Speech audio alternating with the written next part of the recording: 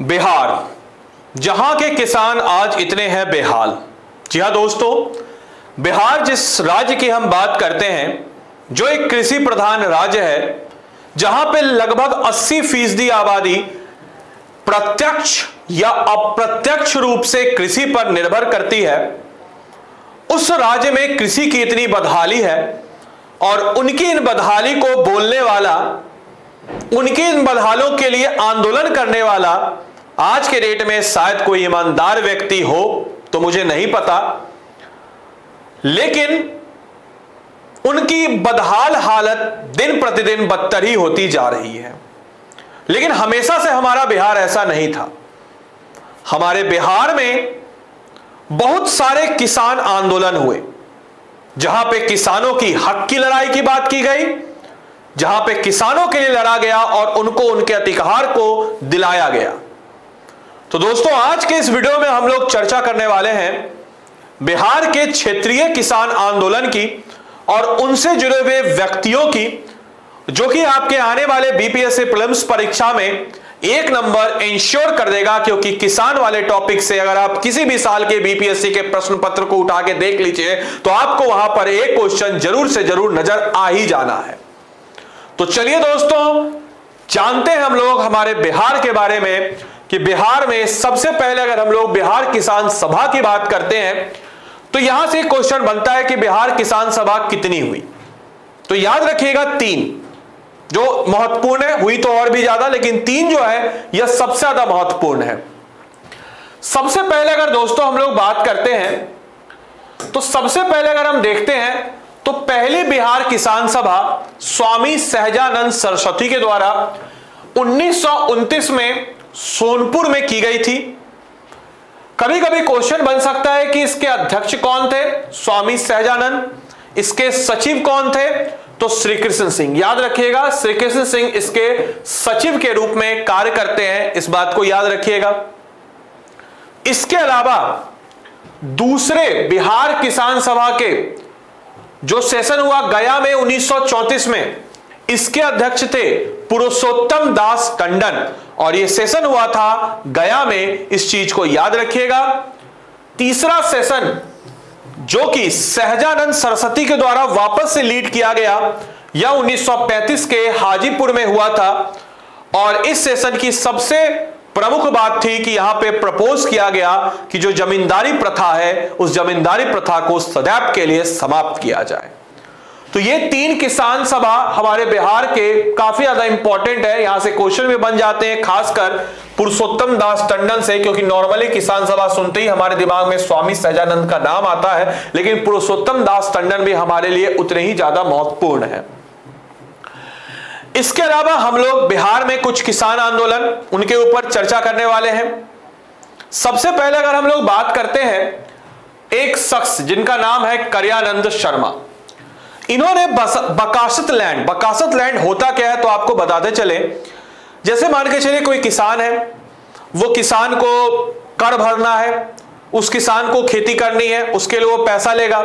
Banking system तो उतना दुरुस्त था नहीं, आज ना आपको लोन मिल जाता है। उस समय आप साहूकार, किसी जमींदार से आप कर्ज लीजिए, कर्ज लेने के बाद किसी कारणवश फसल खराब हो गई और कर्ज का जो दर होता था ना, अमानवीय दर, और ऐसा दर जानबूझ करके दिया जाता था कि किसान जो है उसको चुकता ही ना कर सके, और ऐसे कर को चुकता ना कर पाने के कारण किसानों की भूमि को जब्त कर ली जाती थी, और ऐसी भूमि को जो जब्त कर ली जाती थी वही कहलाता था बकासत लैंड। और इसी बकासत लैंड के खिलाफ बकासत लैंड आंदोलन शुरू किया गया करियानंद शर्मा के द्वारा मुंगेर में, इस चीज को याद रखिएगा।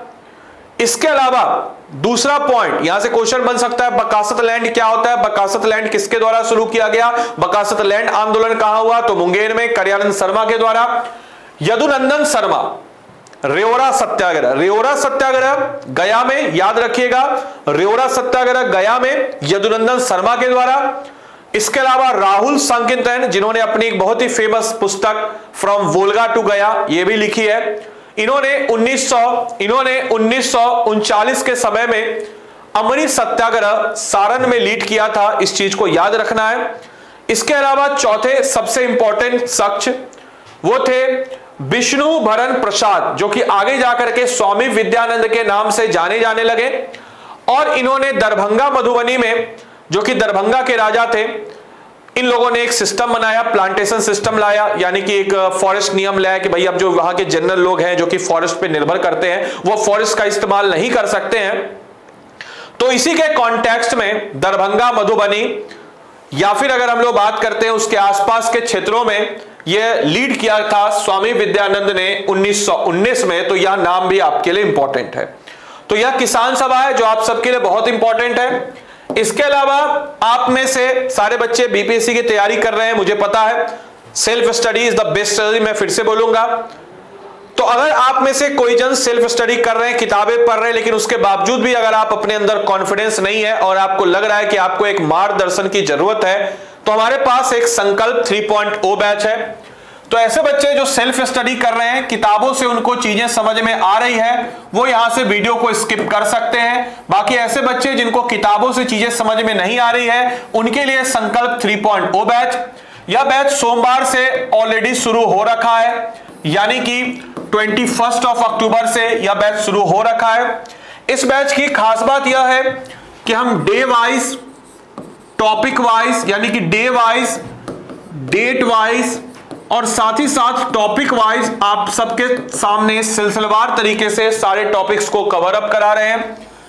इस कोर्स की खास बात यह है कि हम पिछले 1.5 ईयर्स यानी कि 1.5 साल के करंट अफेयर्स को कवर अप करा देंगे। साथ ही साथ इस कोर्स की बात अगर हम करते हैं तो इस कोर्स में आप सबके समक्ष सारे सब्जेक्ट्स को और जितने भी एनसीईआरटी हैं उन सारे के सारे एनसीईआरटी को एमसीक्यू के फॉर्म में, साथ ही साथ जो नए कॉन्सेप्ट और पुराने कॉन्सेप्ट, जो जटिल कॉन्सेप्ट है समझ में नहीं आ रहा, उनको एमसीक्यू के फॉर्म में हम करा देंगे। आपको जाना है उत्कर्ष के ऐप पे। उत्कर्ष के ऐप के पास अगर आप जाइएगा तो वहां पे आपके समक्ष होगा बिहार पीसीएस, इसको सिलेक्ट करना है और वहां पे जाने के बाद संकल्प 3.0 के सामने फ्री में आप शेड्यूल डाउनलोड कीजिएगा। शेड्यूल में आपको हमारा प्लान नजर आएगा कि किस प्रकार से हम 45 डेज में आपको सारे टॉपिक्स को कवर अप करा देंगे। और हमारा टारगेट है लगभग एग्जाम से पहले 8000 फैक्ट्स आप लोग को हम करवा दें और इन्हीं सारे पॉइंट ऑफ व्यू को करवा करके हम आपके एग्जाम के लिए आपको तैयार कर देंगे। तो भाई देरी किस बात की, जाइए उत्कर्ष के ऐप को प्ले स्टोर से डाउनलोड कीजिए और मिल करके करते हैं तैयारी। और आपकी बार 70वीं बीपीएससी को हमें पार करके बताना है, तो इस चीज को ध्यान रखना है। तो चलिए मिलते हैं वापस से किसी अन्य वीडियो के साथ। तब तक के लिए सारे लोगों को bye bye, take care, thank you and thanks for watching this session. Thank you.